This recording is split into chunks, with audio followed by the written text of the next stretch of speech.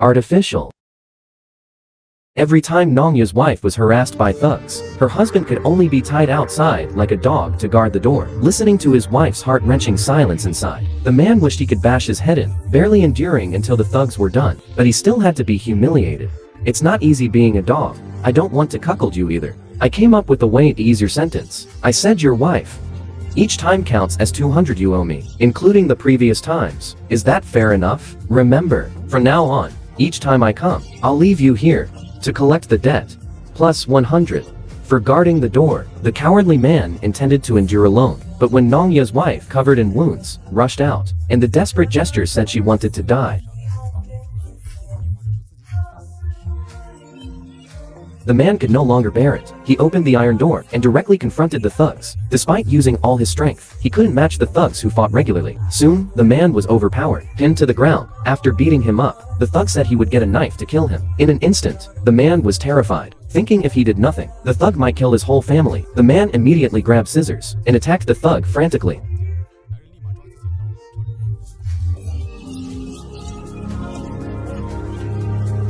After stabbing him 26 times, the thug was rushed to the ICU for emergency treatment. The man was also imprisoned, but due to the difficulty in determining whether it was intentional murder or excessive self-defense, 6 months passed without a verdict, and the thug's family sought revenge. They mobilized a gang to resist the trial, causing trouble at the prosecutor's office entrance, creating public opinion. Now, the hooligan is lying in the hospital, being rescued with tubes. The rescue money, the embezzled money, is our team's money, all from our company, given to the company. Yes. The staff advised them to calm down, but the hooligan group was relentless. Today, they wanted to make a scene. At the critical moment, another prosecutor had a clever idea, skillfully using judicial assistance to dismiss them. Judicial assistance is just a pretext, making them feel, we are handling this matter. The rest can be discussed slowly. This smooth prosecutor is called Lao Han, but there are also tough ones, like this female prosecutor, Zhao Ling. She insisted that the man in this case acted in self-defense. She directly confronted her colleagues. She stabbed Liu Wenjing to prevent him from getting a knife from the car. Where is the knife? The police searched Liu Wenjing's car. Did not find the knife you mentioned. The knife is still being searched. If you can't find the knife, will you never prosecute? Finding the knife, the hooligan prepared to harm the man, is harder than climbing to the sky, because after stabbing the hooligan, the man hid in the house until the police arrived. He never came out, so he didn't know who stole the hooligan's knife. The motive for the hooligan's preparation to kill. There are less than 20 days left until the man is forcibly appealed. If the knife proving the hooligan's motive can't be found, the man will definitely be convicted of intentional murder. Seeing the chance of turning the case around getting smaller, the man also started to give up. I confess. I confessed at everything. I killed the person. I borrowed the knife. As long as Liu Wenjing's family can vent their anger, I confessed at everything. Punish me however you want. I just want to beg them not to harm my wife and children. Don't force them to the point of no return. Neither of us can survive. Prosecutor Xiaolin felt very uncomfortable. He hated evil and handled the case with personal emotions.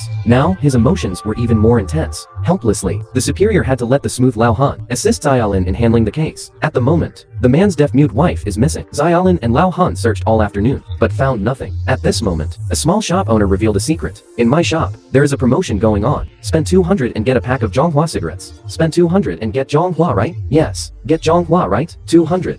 Alright, give it to him. Of course, Xiaolin heard the game, wanted to ask more. The owner immediately raised the price. Spend 400 and get Zhonghua. That's too much. Then no. You ask him. I ask him. Don't know anything. Give.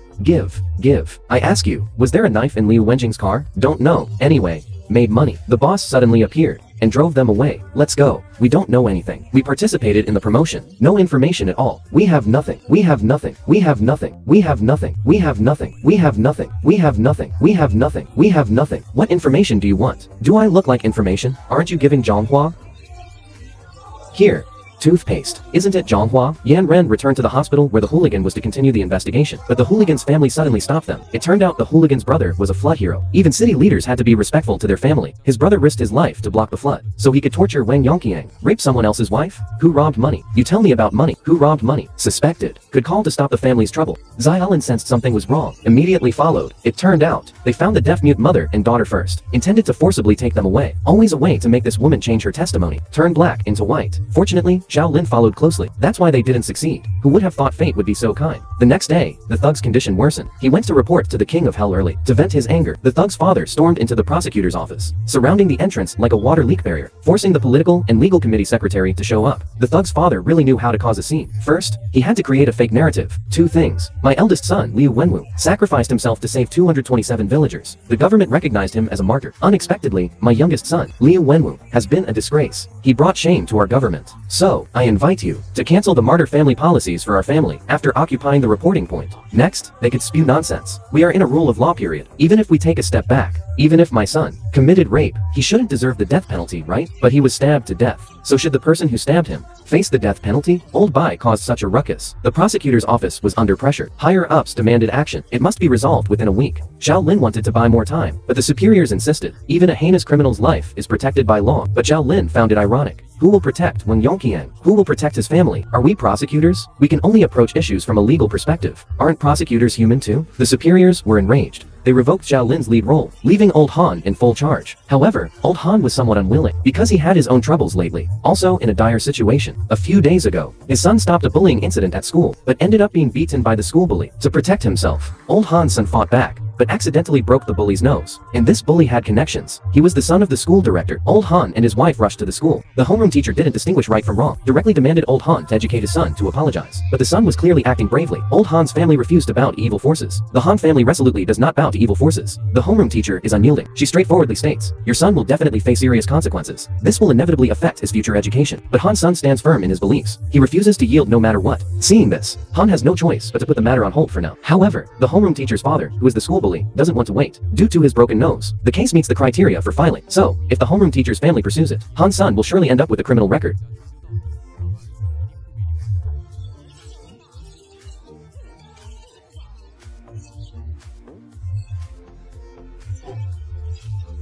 He doesn't know where his confidence comes from. He firmly believes his son is innocent. He even says that if it's found that his son bullied classmates, he will handle it fairly. But for now, Han's son must apologize. At this point, Han and his wife can only persuade their son, but the son reacts strongly. In a moment of anger, he escapes from the police station. Han and his wife feel helpless. They can only try to resolve the conflict through gifts, to convince the homeroom teacher not to pursue it. But Han's position is sensitive. If bribery is discovered, it would spell trouble. Coincidentally, a relative from the police team visits their home. The relative claims to have connections. He offers 2 bottles of Moutai liquor. However, after this, there is no progress in the situation. Han's son also receives an administrative penalty. Han's wife is anxious. They seek the relative for advice, but he suddenly changes his tone. He only insists it's too tricky. There's basically no hope. However, the relative offers another suggestion. He says the homeroom teacher has a nephew, who is a lawyer. He suggests Han, as a prosecutor, meet with him. Perhaps there's still a chance. However, when Han meets the homeroom teacher's nephew, his expression changes instantly. Because this person is the lawyer defending the bully, Han desperately hides. He is overly polite. He promises to help Han resolve his son's issues, but his actual intention is to win Han over, to manipulate the case of the bully. But Han is not that kind of person. The two part ways. Unhappily, Han is already overwhelmed, but a former convict he sentenced has stirred up trouble again, insisting on appealing to Beijing to overturn Lao Han's verdict. The convict was once a bus driver. While driving, he suddenly saw some hooligans harassing a woman. At that moment, everyone was filled with a sense of justice. Without thinking, he rushed up. At this point, they were all prisoners. So I should just take the beating without fighting back? You keep watching. Didn't you immediately take action? But ultimately, 2 hands can't beat 4. He was quickly surrounded by a group of hooligans. The more he thought, the more aggrieved he felt. So he used a fire extinguisher as a weapon to defend himself. After injuring someone, he became a convict and went to prison. I had a reason for doing that, to stop the hooligans from committing a crime. There are so many cases like yours nationwide. People handle them this way. Suddenly, the convict gave up the idea of appealing. Lao Han proactively found him a job. Who would have thought? The convict insisted on redressing his grievance. Despite Lao Han quickly driving to chase him, he still couldn't prevent the tragedy.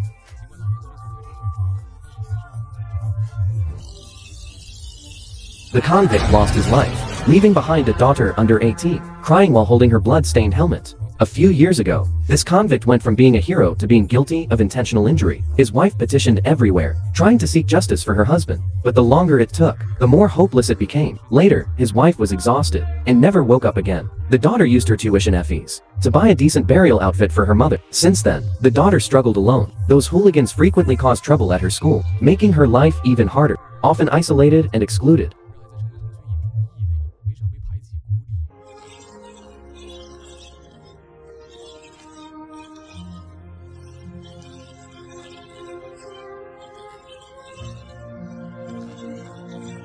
But now, starting over has become a luxury. The daughter couldn't help but question prosecutor Lao Han. If you were on that bus at that time and saw that person being bullied by hooligans, what would you do?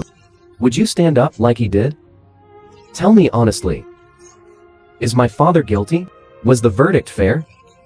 Think about the past, and think about now. Lao Han's heart was torn. She had a strong sense of doubt. She felt a strong sense of guilt and anger. She had always been a smooth operator, but now Lao Han was also wavering. If she kept downplaying everything, ignoring the case, could she still be a prosecutor? So she found Xiaolin. They decided to fight against the evil forces to the end. At this moment, the hooligan's family found the deaf-mute wife, saying she wasn't raped. They forced her to sign a statement that she went to bed willingly to clear my son's name. I promise, your family's debt will be written off. Our family can speak for your husband. This trip can change the sentence to life imprisonment. The woman wanted to refuse, but thinking that her compromise might bring her husband safety, she hesitated and took the pen and paper. But just before she signed, prosecutors Xiaolin and Lao Han suddenly appeared. Don't sign. I have money. There is still hope. The law is not what they say. What kind of law do you mean?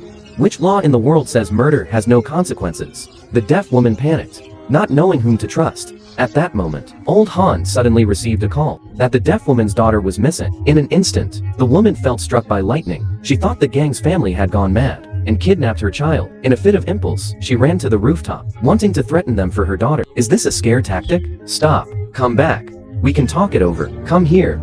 Come here, Zhao Ping. The child is fine. Don't worry. In broad daylight, with the government around, no one would kidnap her. Despite old Han and Zhao Ling's efforts to reassure her, in the deaf woman's eyes, she felt the society was too dark. As long as she was alive, the gang would surely kill her entire family. Thus, the deaf woman turned away. Fortunately, timely medical assistance prevented her from losing her life. Was it worth making such a scene? Old Han and Zhao Ling would surely face consequences. Zhao Ling knew she had little influence, so she decided to take the blame herself, so old Han could continue with the case. A mother. Why would she be willing to leave her husband in prison and her 5-year-old disabled daughter? Why choose to die? Is she starving to death? No. It's her focus. It's her focus. It's her despair. It's her despair for the rule of law. Despair for fairness. Despair for us. Old Han was incredibly determined this time, and her reason for pursuing justice was also because her son was retaliated against by the principal's son. This time, old Han's son didn't want to trouble his parents, and didn't want to let the villains exploit the law, so he never fought back. Seeing her son with a swollen face, old Han's wife was determined to seek justice, but the principal insisted that his son couldn't have done such a thing. Old Han's wife couldn't just stand by, and ended up fighting him. Eventually, the school confirmed the principal's son's bullying. The principal was forced to withdraw the lawsuit, but due to old Han's wife's heavy hand, the principal suffered a fracture, so they reopened the case. Old Han's wife had to be detained for 7 days. The wife and son faced many grievances. The once convicted person was wrongfully judged. The deaf woman was forced to. The case of the thug finally came to light. With the help of the thug's childhood friends, they finally found the knife that the thug wanted to use to stab the man. With this key evidence, old Han was convinced that the husband of the dragon-tooth woman acted in self-defense. However, many felt it unnecessary. They believed that the man acted out of rage after his wife was assaulted, that it was a crime of passion. But old Han pointed out that the man stabbed the thug 26 times, without a single fatal wound. If it were truly out of rage, why avoid the fatal areas? This indicates that the man aimed to stop the attack. I believe Wang Yuqiang's actions align with Article 20, Paragraph 1 of the Criminal Law of the People's Republic of China. Self-defense. My conclusion is, not guilty, no prosecution. Everyone looks serious. Because if old Han's conclusion held, it would mean many previous cases were misjudged. This would be a provocation and a challenge to the upper levels of the political and legal committee, but even facing the world as an enemy, old Han did not back down. Have you considered that we are not handling a case, but a person's life? Some argued that old Han was challenging the authority of the law due to personal feelings. But old Han found it puzzling. Isn't the authority of the law about ensuring fairness for the people? This criminal law of the People's Republic of China contains a total of 452 articles and 56,681 words. Isn't it all about one thing? Fairness. Justice? Isn't this what every common person desires? If we cannot speak for them and seek fairness for them, what use are we prosecutors? What is the law? Is it about justice? Is it about national conditions? Is it about human sentiments? As prosecutors, we should make decisions that are not ashamed of our conscience, with true fairness and justice, to respond to every person's demands, to meet their hopes for justice. The law should make it more costly for the bad to commit crimes, not make it more expensive for the good to act. The law cannot be like the lawbreakers.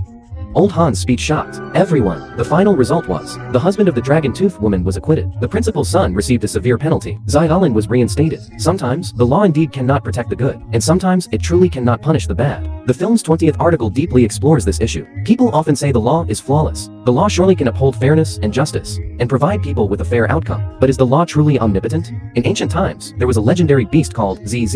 It was said that when conflicts arose, it could point out the unreasonable party with its foot, and could even kill the criminal by hitting them with its foot. People in ancient times longed for justice, and regarded this beast as the embodiment of the law, entrusting fairness and justice to this elusive divine being. In modern society, ZZ has transformed into the law, and in the absence of divine beings, legal procedures have become the ultimate guarantee. But procedures are not divine. They cannot ensure 100% fairness, yet their nature remains unchanged. They make judgments on the justice of a dispute. Moreover, the law has significant limitations. It cannot guarantee everyone lives happily, just like the dragon-toothed woman who miraculously survived her jump. Who will bear her medical expenses? Will she have any after effects? The film did not portray that. We don't know either. Every right action has its cost. Can we avoid doing something just because it has a cost? Fairness and justice also come with a price. But should this price be borne by the people? In this era, the burden falls on the individual like a mountain. True justice may be an ideal that one chases throughout their life. Yet, within some procedures, there will always be people like Old Han, striving to ensure fairness and justice. Although the law is imperfect and merely theoretical,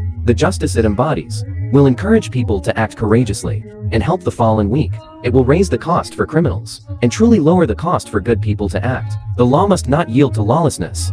A clear perspective. Enjoy classic moments with you. Friends who like this, don't forget to give a thumbs up. See you next time.